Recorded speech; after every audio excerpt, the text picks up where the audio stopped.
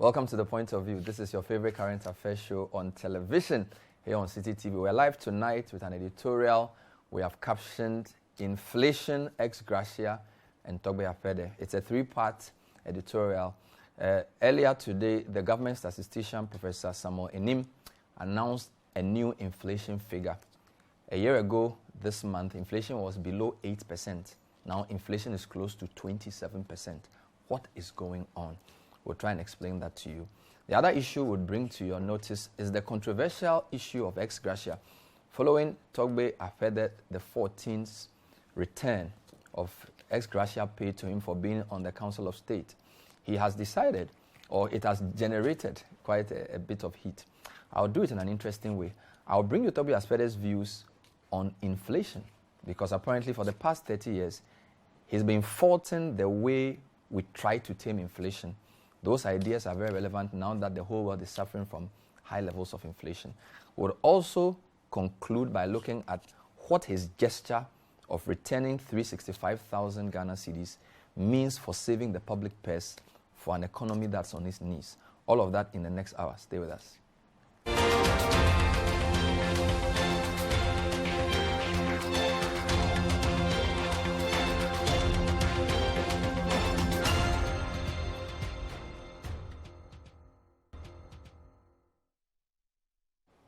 So welcome to tonight's edition of The Point of View. So yesterday, the president of the World Bank issued a very stark warning to the world that we are at risk of a stagflation. It's a period where there's stagnation in growth and high inflation. Well, he also says developing countries face a double whammy. Apart from that stagflation, there are some who have a very high risk of debt distress. They owe a lot of money. And if drastic measures are not taken in those countries to solve the economic challenges of high prices of food, fuel, and also fertilizer, we could end up in a big problem. As if on cue, the government statistician, Professor Samuel Enim, who gave his own inaugural lecture a few days ago, at 10 o'clock this morning met journalists. Inflation has been pushing upwards for the past 12 months, from a low of 7.5% in 2021 of May, which is last year. Inflation has gotten to 23.6%. As expected, inflation went further up to 26.7%. So in 18 years, this is the highest level of inflation we've faced. But that's not all. The drivers of inflation are also very concerning. Lead among the drivers of the headline inflation of 27.6% is transportation of nearly 40%. Most Ghanaians depend on transportation for movement, public transportation pushing up that. Then there's household equipment and maintenance, 33.8%. Housing, water, electricity, gas, over 30%. Food and non-alcoholic beverage, 30.1%. Personal care and miscellaneous, 27.3%. So inflation is a major challenge. Apart from this, there's high external debt. And most of this debt is owed to private creditors. And much of this involves variable interest rates that could spike. So we are facing a very big challenge in Ghana. Although global inflation is high, our inflation in Ghana is particularly concerning. We compared Ghana's rate of inflation with comparable countries, our neighbor Cote d'Ivoire, Nigeria, Senegal, Kenya, Uganda, and South Africa. Look at what we found. Cote d'Ivoire is very similar to Ghana, resource-intensive country. Their inflation is 4%. In fact, it's coming down. It's not that high. Look at Senegal, 7%. Look at Uganda, 4.9%. In fact, the closest to Ghana is Nigeria, which is still, as of the time we prepared this chart, around 10% lower. If you look at our inflation now, it's over 10% higher than Nigeria. So clearly, we have a unique problem with inflation. So let me show you a bit of the trends of inflation. So in the countries mentioned, Nigeria's inflation was 15.9 in March, and it moved to 16.8. So 15.9, 6.8. Keep that on the screen. Ivory Coast inflation eased for the third straight month to 4% in April from 4.5. So Ivory Coast inflation is actually coming down. So Ivory Coast inflation in March was 4.5. It's now 4. All right. Kenya's annual inflation rate is at a 7-month high of 6.4%. And it was previously at 5.56. So it's not moving that much. Senegal's inflation is a near 14-year high. And their 14-year high is 7%. 14-year high is 7%. And we had inflation of 7.5 a year ago. And the 27.6 is an 18-year high. Look at Uganda. Their inflation came from 3.7 to 4.9. Even South Africa, with all their issues, inflation was at 3.8, it moved to 3.9. Our inflation is jumping, so we have a peculiar problem of galloping inflation in Ghana. And these are all comparable countries. If you take our interest rates as well, from trade statistics, we are in the top 5% of interest rates on the continent. So clearly we have a problem that other countries don't have. So Ukraine war, COVID, and all those things happen everywhere else. But if you look at our inflation trends, we have a particularly difficult problem. Two other points here. Kenya's governor decided not to increase interest rates to try and control inflation. Nigeria's central bank governor did that, even though he had said earlier he was not going to do that. But it looks like Ghana has a peculiar inflation problem which we've not been able to solve. Now, let me now show you what this means for our economy. So, our inflation rate being high obviously means that your salaries are worth less than they will be worth a year ago. But it's also an interesting problem. When your inflation rate is higher than your interest rates, economists call it a negative real interest rate. And what that means is that this depresses savings and investment. In fact, economists say savings are often wasted, thus distorting resource allocation and reducing investment efficiency. So essentially what it means is that if you have a lot of money you want to put in a treasury bill is the gray chart. Treasury bill is below inflation. So even if you get 19% from treasury bill per year, inflation is going to eat it up because inflation is more than 10% that. So savings mobilization comes down. But the other problem is that you are raising interest rates to try and control inflation. And it's not worked for two reasons. It's not worked because inflation in Ghana is not just a monetary issue. Every economy has two sides. You have the fiscal side and the monetary side. So the governor of the Bank of Ghana is in charge of the monetary side. Finance minister is in charge of the fiscal side. Fiscal talks about taxes and expenditure. The monetary side is our money supply. So inflation is not only a monetary issue. So we said before on this program that just raising interest rates to try and tame inflation may work in some cases, but it's never sufficient, particularly if what is driving your inflation is from the supply side. Economists have two main definitions or types of inflation. There's the demand pool inflation, where there's more money chasing fewer goods, and then there's what is called cost push inflation, which essentially means cost of inputs have gone up, driving prices up. Now, this is where Togbe Afede comes in. Togbe Afede the 14th. Before I tell you what he's been saying about inflation for the past 30 years, he's been actually telling us this and telling us that not only is inflation not only a monetary issue, but also the inflation targeting and using retrospective or interest rates that have been announced or inflation rates that have been announced, like this morning's inflation rate of 27.6%. If the governor then meets with MPC next month and says, well, the inflation rate is 27.6, and then uses that to determine the policy rate, it's not going to work. He's been making that point for the past 30 years. So I'm going to deal with what he says about that before I come to the Ex-Gratia issue. But I think it's important to tell you who Togbe Afede is. Because, you know, in Ghana, a lot of people say many things. So anybody can go on any platform and say anything and they'll be quoted. But I think when it comes to the economy, if there are 5 people I'll listen to on the economy, he's one of them. I'm telling you. I'll explain why. So this man attended Yale University between 1987 and 89, where he had his MBA and also taught financial accounting. He also studied at the University of Ghana, business school, BSc admin. Now, he's worked in many important financial institutions. So, right, SAS. In fact, between 1990 and 93, he co-founded Data Bank with a certain Ken Oforiatta and Kelly Gajepo. So the 3 original founders, and mind you, Ken also went to Yale, the 3 original founders of Data Bank are, at the time, he's called James Akpo in private life, right? So this is between 1990 and 1993. So he's a co-founder of the first investment bank in Ghana. Taught financial accounting at the University of Ghana Business School. He's lectured finance and accounting, set up SAS Finance Group, and also he's been running the Strategic Initiatives Limited. We know some of the things he does outside of finance. But if you look at, for example, the boards he chairs House of Folk Board, Phobia. Never say that to the bones are rotten. World Trade Center, he's the chairman of that board. Africa World Airlines, SAS Finance Group as well. He's also the chairman of the Chamber of Independent Bulk Power, or Independent Power Producers. So quite a strong track record in energy as well.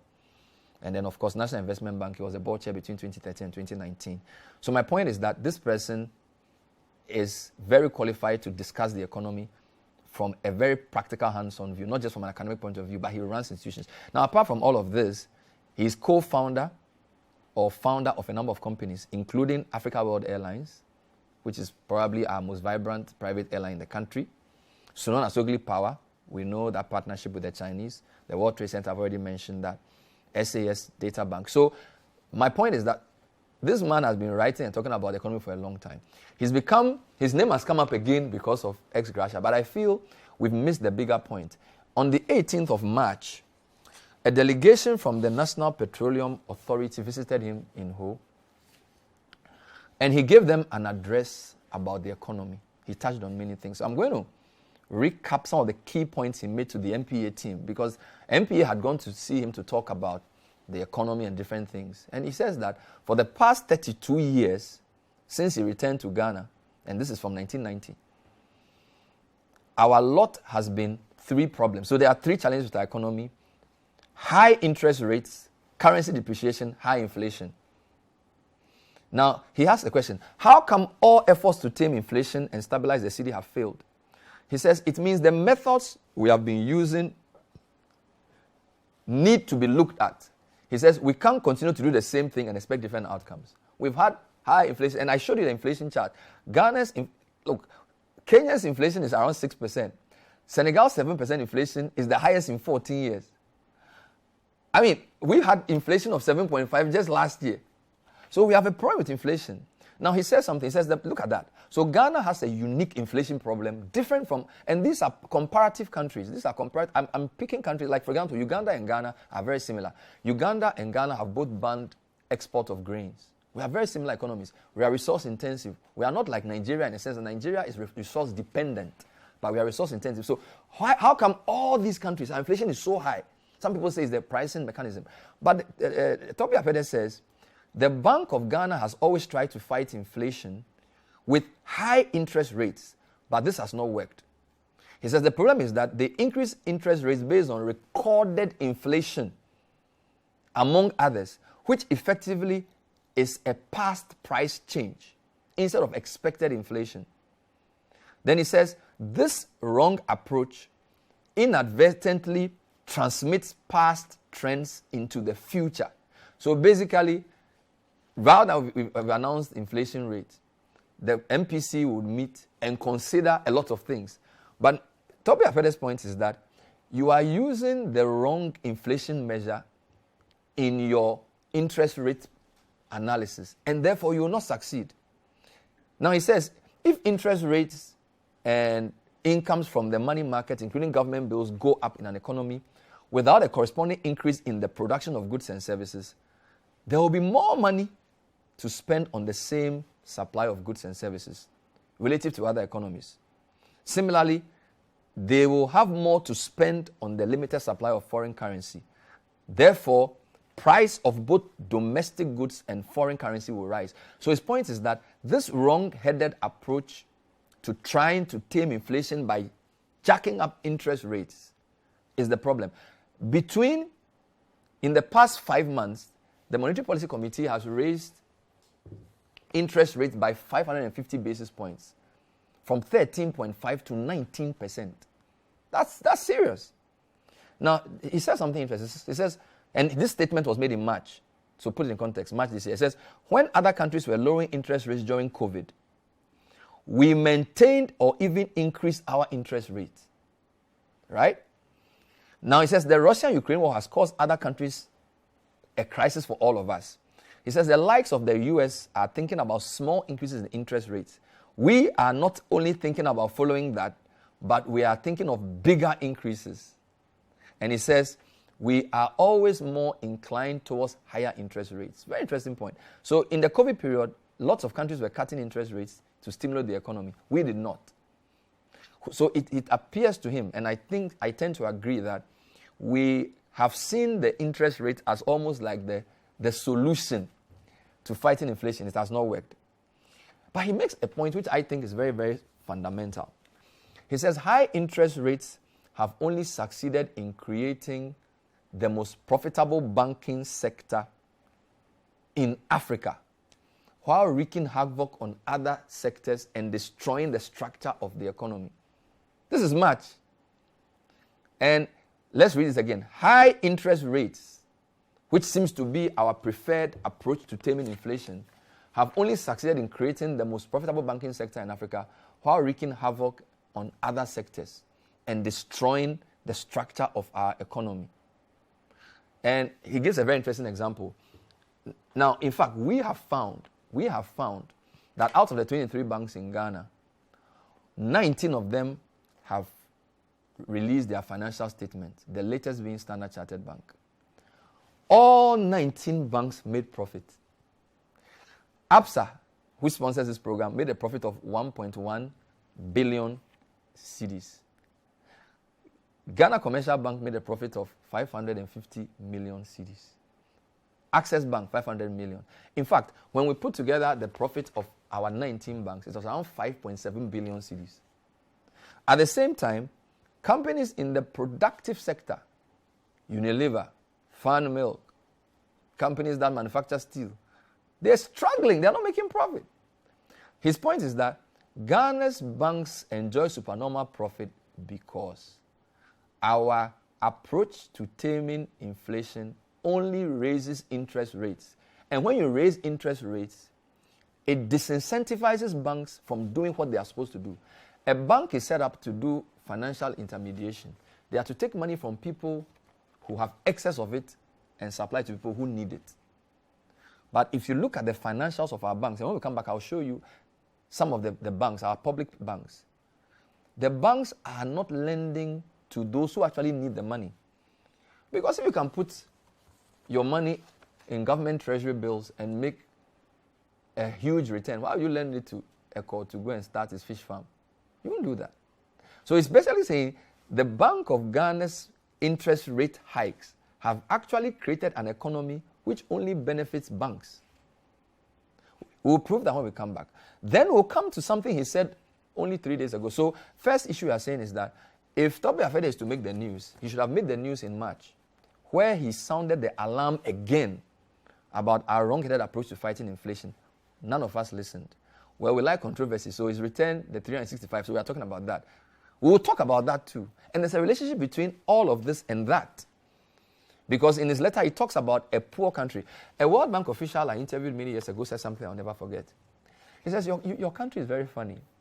You tax like a poor country and you spend like a rich country. If you look at Ghana's tax to GDP ratio, it's abysmal. We don't collect enough taxes. Yet, the amount of money we spend on things that we don't need. So, countries like Denmark, countries like UK and US, they don't spend as much money on their elected officials as we do, even though they collect much more tax than we do. So the official said to me, you guys are funny. You spend like a rich country and yet you raise money like a poor country. And I think that's really the core point, which we'll come to. Later on, we'll talk about the 3 reasons why the ex-Gratia we pay our political office holders is wrong. Morally, it's wrong. Legally, it's flawed. Economically, it doesn't make sense. But we'll still stay with the inflation issue. So first point we've made before we go for break, Togbe Afede's views on inflation have been proven to be right because in the past 3 cycles, inflation has gone up. Bank of Ghana has raised the rate. Inflation has not moved down. It's gone further up. It's not working.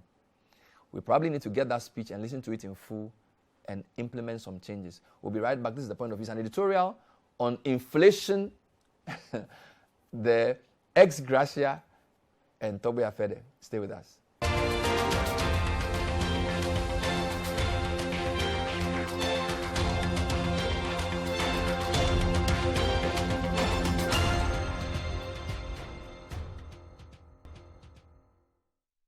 Welcome back. Tonight on A Point of View, we're looking at inflation, we are looking at Ex-Gratia and Togbe Afede. The government statistician announced new inflation rates for the month of May. Inflation is now 27.6%, the highest in 18 years. Inflation has been pushed up by all the drivers. So transportation, food, non-food, all have gone up. Ghana has an inflation problem. Inflation is higher than most of our peers. Cote d'Ivoire's inflation is 4%. Nigeria is 16%. Senegal is 7%. Uganda is 4.6%. Ghana is almost 28%. We have a problem with inflation. Now, Togbe Afede in March met the MPA and says, the reason we are not able to solve inflation is multiple fold. In fact, he identifies 3 problems with our economy. He calls the first one punitive interest rates. The second one is currency depreciation. And the third one is high inflation. Our currency has depreciated around 19% to the dollar since the year began. There's a big challenge there. Let me show you 2 quotes he made again before I come to the proof of what he said about banks. He says, high interest rates have only succeeded in creating the most profitable banking sector in Africa. Guys, every bank that has declared, think about it, even in COVID, all banks made profit in Ghana. From ABSA, the biggest, to even Omnibisic, when you put their profit together, it's near 6 billion cedis profit. He says, high interest rates have only succeeded in creating the most profitable banking sector in Africa. We have no problem with banks making profit, but we're saying, if only banks profit, you have a problem, because the banking sector is not the real economy. The real economy is those who are manufacturing, who are planting, who are creating things. So he says, as a consequence, our manufacturing sector is performing badly. Higher interest rates make it hard for Ghanaians to invest. This has adverse consequences for local value addition, local ownership, and job creation. Mind you, of the 19 banks we analyzed, that 5.7 billion in profit, 4.6 billion of that belongs to foreign banks. Only 1.3 billion of that profit remains with the Ghanaian bank. Do you know what that means? It means if these 13 banks, which are foreign owned, decide to pay a dividend, they don't pay dividend in cedis. So whether it's Access Bank or ABSA or which other bank it is, Stanbic Bank, if they want to pay dividends to their shareholders, they have to convert that 4.6 billion into dollars. It puts pressure on our cedi. It leads to cedi depreciation. So you have a banking sector that's foreign dominated, and only the banking sector is making profit. Your banks are not lending to private sector, and I'm going to show you a couple of things. We analyzed 5 Ghanaian banks. We analyzed the 5 Ghanaian banks to show you their loan book. All right. Now, banks have something they call interest income. Now, interest income is essentially the money you get from your financial activities. Now, interest income can either come from lending to people or putting your money in an investment security. Let's talk about some of the banks. So, for example, CBG. CBG from 2018 to 2021, in 2018, only 0.03% of their interest income came from loans to customers. A whopping 98% of their income came in investment securities. And this is a bank. This is not a security. This is not like an investment company. It's a bank. In 2019, 0.76% of their interest income came from loans and advances to customers. A whopping 96% came from investment in securities. Essentially means what the bank does is that it puts money in treasury bills or buys some of these financial instruments. It doesn't actually lend the money. Between 2018 and 2021, fine, they've increased their loans to customers to 13%. But if you take their overall interest income, 86% of that income is from investment securities. But it's not limited to only CBG. Look at Ghana Commercial Bank. 2018, Ghana Commercial Bank, 50% of their income is from securities. Same for 2019. It's gone up to 59% in 2020. As of 2021, GCB, 67% of their interest income is from investment securities. right? Only 31% of their income is from lending. It means they are not lending the money. They are investing it in government bills. Let's look at ADB. Again, their loans to customers, 35%. It rose to 44%. It's around 42%.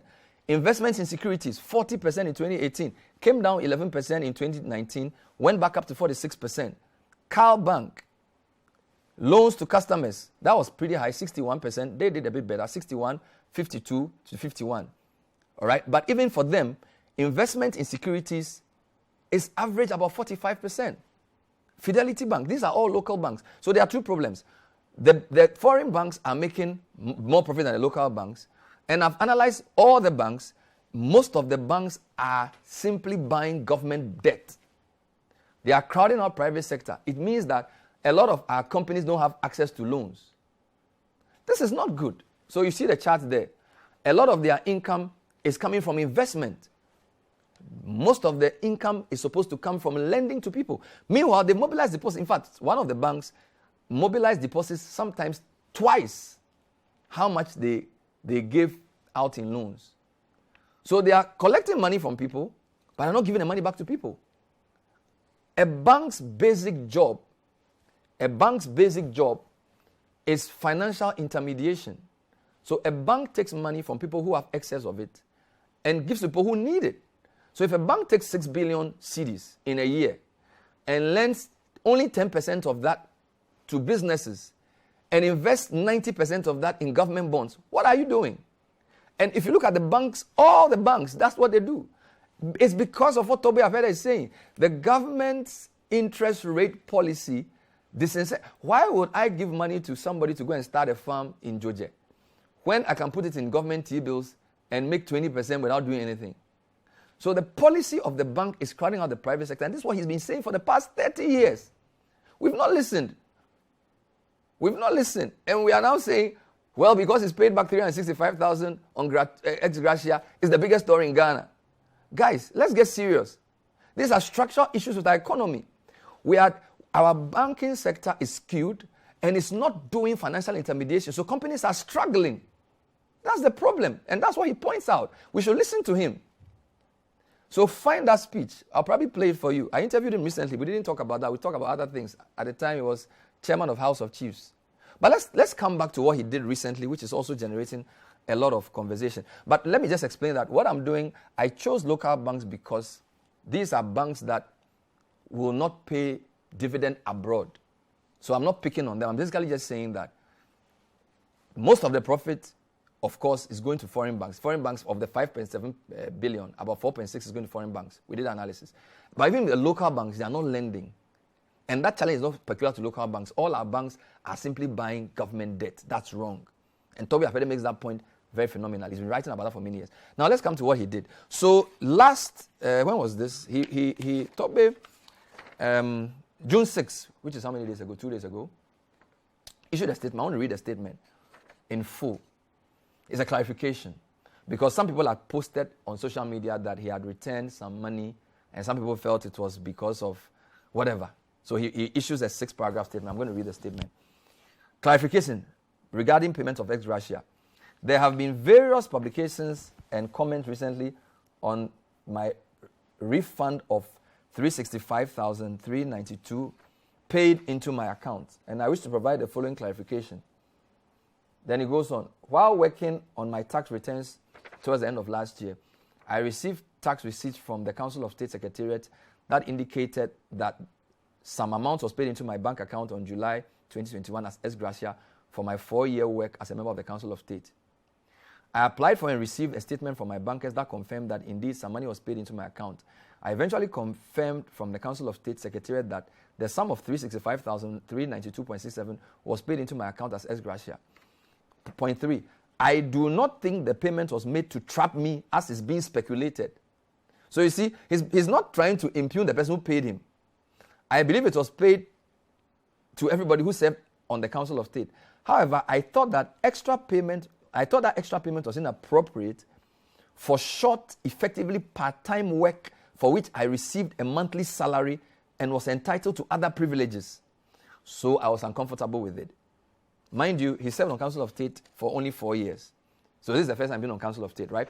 4, after weeks of trying, I obtained advice on how to refund inappropriate payment to the state. And on March 4, 2022, I made the refund into the Controller and Accountant General's Department suspense account at the Bank of Ghana. The guy actually paid the money back to Ghana. I mean, how many people will pay money back to the state? 365,000 cedis.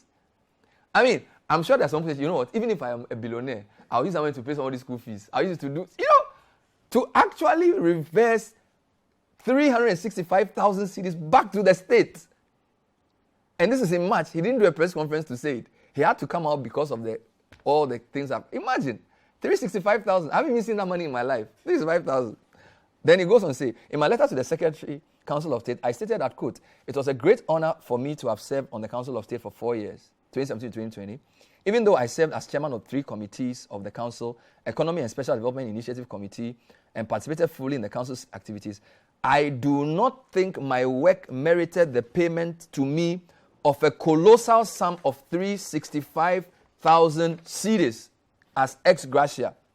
In addition to the salary I enjoyed from what was effectively a part-time job. He keeps repeating that point. It's a part-time job. It's a part-time job.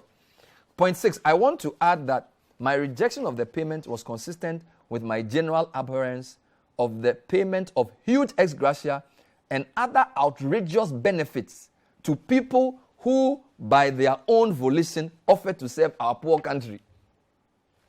And guys, Ghana is a poor country. Our debt to GDP is around 80%. Portfolio investors have moved their money out of here. We are in a lot of trouble. So, and Ghana's being a poor country is not a new thing. In fact, when Kufuor was president, we became HIPIC. Now they say we are middle income, but some say we are HIMIC. But he's right. How do you pay amounts of money? And this is for, if you look at the scale of the people who get ex-gratia, Council of State is not even the highest. And he's paying back 365,000. So imagine ministers, then imagine members of parliament, then imagine president, right?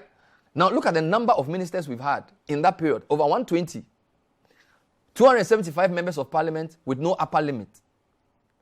Now, apart from that, we've added judges, National Media Commission, all kinds of people. Now, let's go back to the Constitution. The Constitution, Article 68(4), enjoins us to pay certain things to the president. We don't have a quarrel with that. It's very clear. In Article 1141, it also says we should pay something for members of parliament who have completed their term. Now, even that is a challenge, because if I'm a member of parliament for Adenta and I go for re-election, technically I haven't completed my term. But every 4 years, we pay all the 275 MPs a lot of money, and then some of them come back to parliament. Number 2, some of them are working. The speaker can give you a right to keep working. So if you're a member of parliament, if you're a lawyer, you can have a special dispensation where you can be working. In fact, if you look at the attendance to parliament, a lot of parliamentarians treat parliament as a part-time job anyway. Now, how come you are paying gratuity or ex gratia to somebody who's doing effectively a part-time job to the tune of sometimes over 400,000 cedis? Council of State earns less than the MP, if I look at the scale. Meanwhile, there are nurses and doctors who will be working for years. There are people whose end of service, their so-called pension, is not even up to 50,000. And they work for years. Somebody works for 4 years in a voluntary job. He's paid a salary. He's given a loan to buy a car. He's accommodated.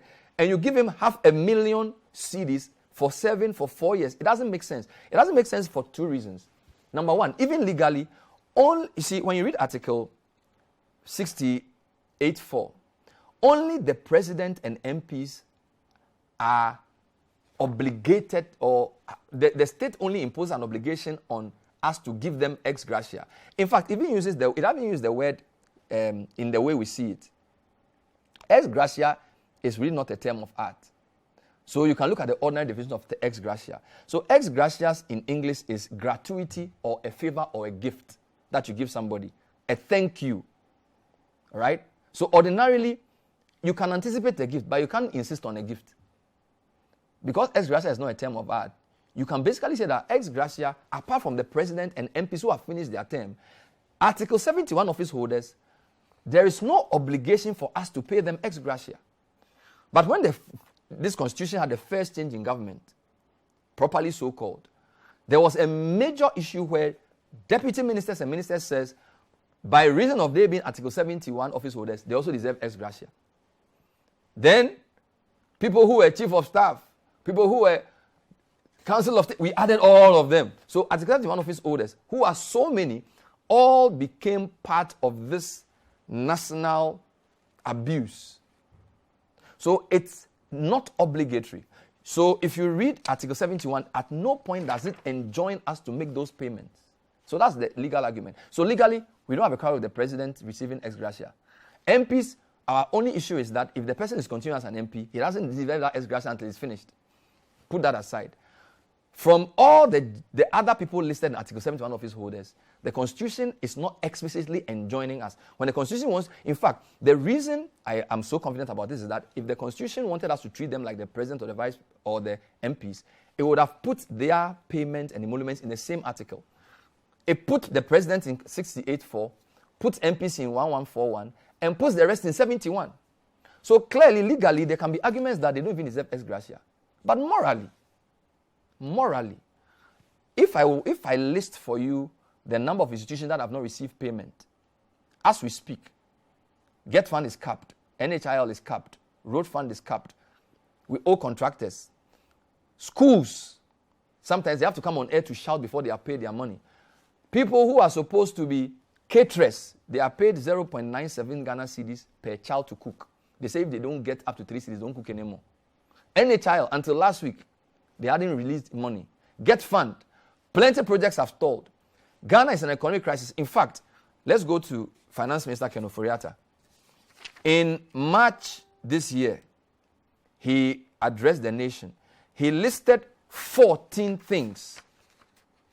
Let me read that to you. He listed 14 things that we should do because we're broke. So these are not my words. He said, because of where we are, and this is just March. This is just March. Incidentally, that was when Togbe Afede was also speaking. Discretionary funding spending will be cut by additional 10%. Fuel coupons reduced by 50%. Moratorium on imported vehicles. I don't even want to talk about the cars in Parliament and in the ministries. So moratorium on importing new cars. Moratorium on all foreign travel except pre-approved critical statutory travel. Then government was going to renegotiate energy sector IPPs, reduce excess capacity payment. Look at point number 7. Prioritize ongoing public projects over new projects to enhance the efficient use of limited public funds. These are not my words. This is paragraph 7 or Romans 7 of the finance minister. He said we are going to prioritize public projects over new projects. Ongoing public projects over new projects. This is to ensure that we efficiently use our limited public funds over the period. Why will the minister say we have limited public funds? By finishing ongoing or stalled but approved projects. Then he says we reduce expenditure on all meetings and conferences by 50%. Finally, Cabinet approved that ministers and heads of SOEs to contribute 30% of their salaries from April to December 2022 to the Consolidated Fund. And they thanked the Council of State.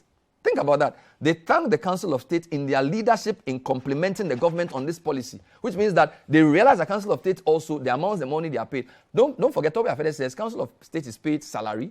They have other benefits. So he doesn't think they need this ex-gratia. Because the truth is that there are 16 regions, two Council of State members per region. Probably another 10 from the presidency. Almost 40-something Council of State members. If you pay each person 365,000, multiply that by the number, you are about 18 million. Now, the Council of State member is below an MP, or probably around an MP. Multiply that amount by 275. Over 100 million. Now, multiply that by ministers and deputy ministers, justices, all these government boards and government appointees. For 4 years of work, you are in the billions of cedis. Minister of Finance is telling you we have to efficiently use limited public resources. I don't think people on Council of State are hungry. In fact, if you look at Council of State, if you look at the caliber of people on that council, most of them are well-to-do people. I don't think they need that money. I'm not saying it's wrong. I'm not saying you should bring the money back. But if you look at the fact that this position is usually aspired for people who are almost on retirement, it's national service, it's advisory, and the Constitution doesn't force us to give them, how do you justify paying these amounts of money to these people when you have workers who haven't had salary increases in months, if not years? Somebody comes to say, I've lived my life. I've been bought here of Unilever. I've done all kinds of things. My children are in America. I want to advise the president every now and again. So you pay him salary, you give him a car loan, you do all those things. Then you are saying when he finishes the 4 years, I'm going to now give him almost 500,000 cedis for thank you. Meanwhile, you are borrowing money from IMF. You are borrowing money from the World Bank. You are borrowing money for vaccine. You are borrowing money for road. Ghana, what are you doing? Seriously, what are you doing? So there's obviously a collusion between the elite, parliament, the executive, and all those people to rape the state. So what Togbe Afede is saying is that I don't think in good conscience I deserve this money. He should be commended, not accused and attacked. If other members of Council of State say, well, we need the money, fine. But we have to make that decision as a country, not a few people. A lot of times when this matter is being discussed in Parliament, from the times of Richard Sky in Parliament to Duke, they will say, journalists, leave. We are coming to consider payment. Seriously? We vote for you and put you in Parliament. You are supposed to decide what you pay executive decide what to pay you. Then we should leave. It's not right. We'll take it. When we come back, we'll wrap this up. As I said, there are legal issues, there are moral issues, and there are also economic issues as to why payment of ex-gratia is unconscionable. But also, with the precarious economic situation we face, government has to take a more closer look on its fiscals. And on that, we have a few other points to share. This is the point of view. Our editorial is on the inflation, ex-gratia, and Togbe Afede. We'll be right back. Stay with us.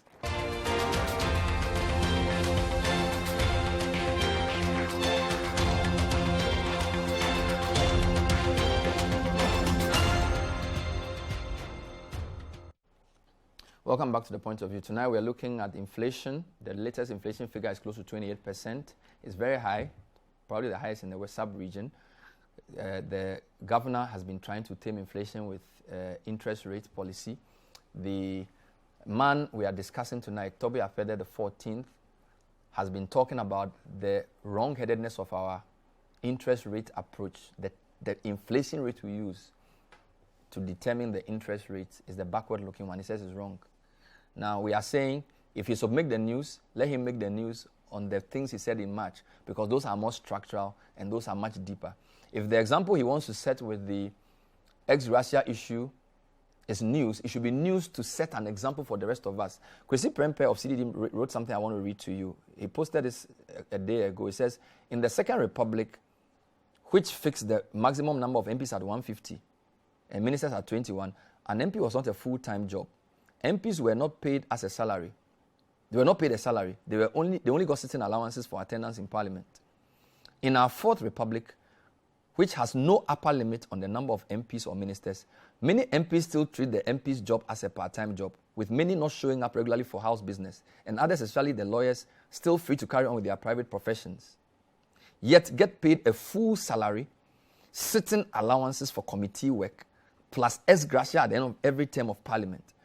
Perhaps we should let individual MPs choose whether they want to be part-time MPs or full-time MPs and be compensated accordingly.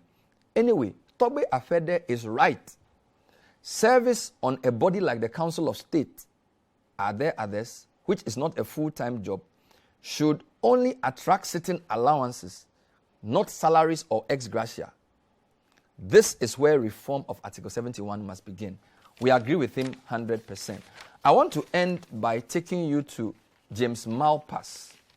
He is the president of the World Bank. He says, there is a considerable danger facing the world of a combination of inflation and low growth. He calls it stagflation.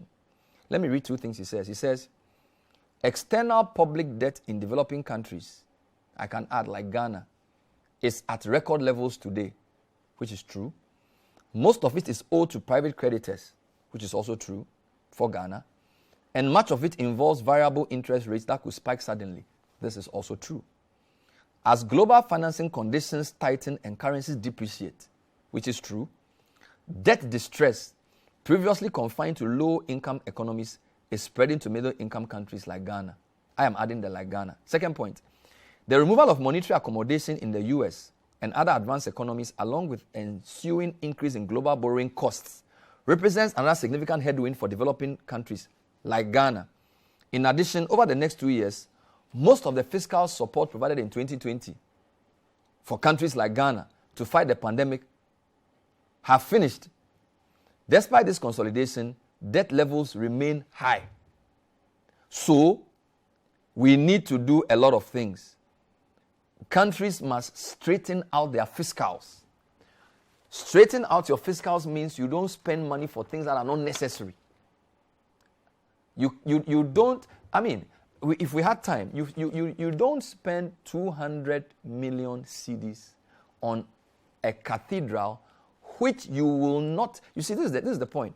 In a time of economic distress, if you spend 200 million cedis on a bridge to make sure food comes from Techiman to Accra, I can see the multiplier effect of that. If you spend that money on a road in Sisala West so that they can bring maize to Tamale for people to get food, for food price to come down, I can understand that. If you even spend it on a school so kids don't drop out of school and get nowhere to go, I can understand that. You cannot spend that on a structure which I don't even think it will make profit in the next 10 years.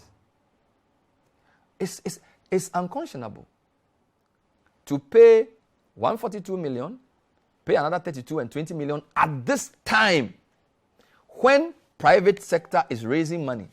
Church leaders can raise money to build a cathedral. Don't forget what the World Bank official said. You raise money like a poor country, yet you spend it like a rich country. This is not right. We have to get our priorities right. The monetary side attempts to cure our inflationary problems will not be solved if the fiscal authorities don't align their policies. And cutting wasteful expenditure is the beginning point. And for a poor country like Ghana, spending amounts of money paying almost 400,000 cedis to people who frankly don't need it or who don't deserve it. Because if you're going to pay somebody for work, pay the nurse and the doctor, pay the teacher. They spent 30 years. I don't know any of them who gets that for 30 years of work. And somebody does 4 years of part-time work, you pay him 300,000, and then you say there's no money. Leadership must be by example. And I think the good traditional ruler has given us a lot of food for thought. We should rather ponder on what he says and stop the attacks. Thank you for watching tonight's edition of The Point of View. We've been looking at inflation, Ex-Gratia, and Togbe Afede. Hope you've learned something. Send us your thoughts. We'll be happy to read them and reply when we can. My name is Bernard Avle. The Business Dashboard and the City Business Festival is next. We'll be with you next time. Bye-bye.